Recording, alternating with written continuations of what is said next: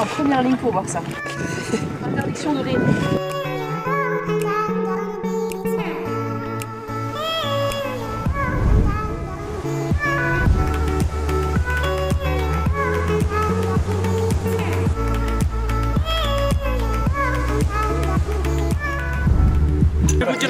Je vais vous dire les choses très calmement. On parle droit international. Les crimes de guerre, c'est extrêmement grave en droit international. Est-ce que vous faites est horrible, monsieur? J'ai vu les mêmes images que vous, d'accord? J'ai vu. Laissez-moi terminer. Laissez-moi terminer. Laissez-moi terminer ce que je suis. Laissez-moi ce que je suis. Mais laissez-moi terminer ce que je suis en train de dire. J'ai vu les mêmes images que vous.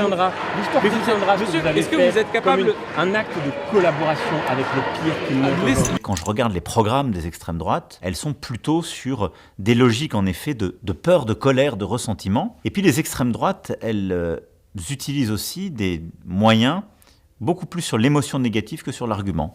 Et sur les réseaux sociaux, ça marche mieux aussi.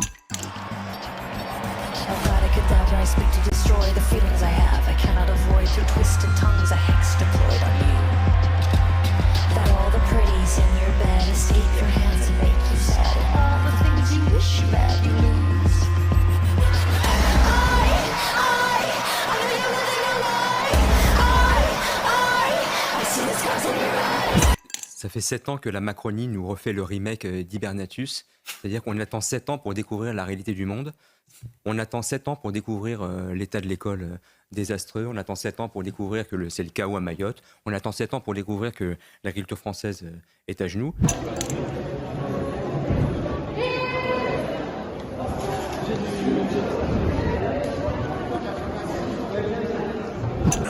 Avec des champions olympiques, notamment aussi point de vue culturel.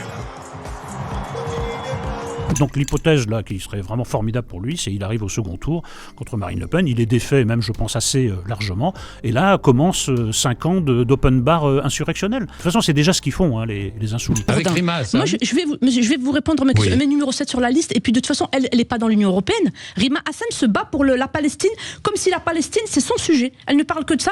Est-ce que la Palestine est dans l'Union Européenne? Là, vous m'invitez en tant que numéro 2, je le rappelle, de Jordan Bardella, et pour lequel je vous appelle à voter le 9 juin si vous voulez que vos problèmes quotidiens soient réglés. Je le répète. Donc, est-ce que Rima Hassan parle des sujets européens? Elle parle de la Palestine. Moi, je parle des sujets européens.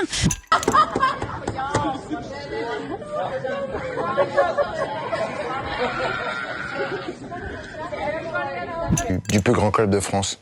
Vous vous rendez compte comme le monde a changé dans le temps? Un journaliste avait le scoop et un joueur qui partait annonçait soit dans l'équipe, soit au micro de Jacques Vendroux sa future destination. Aujourd'hui, le joueur il va direct avec Internet donner l'information.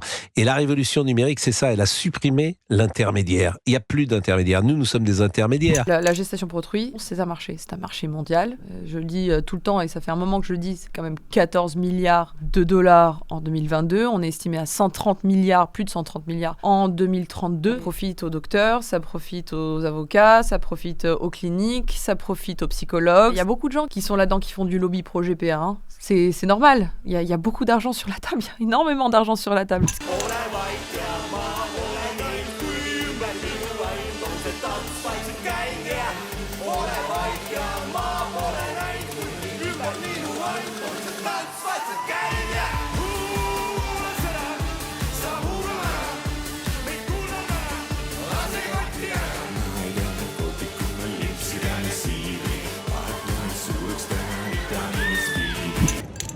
Regardez, franchement, mais ça c'est la honte, la France, la honte. C'est juste une honte, une marche de facho en fait, une marche de putain de raciste. Qu'est-ce qu'il y a Des gens illettrés. Moi je comprends pas. And do you have any message for the Israeli viewers? No, thank you.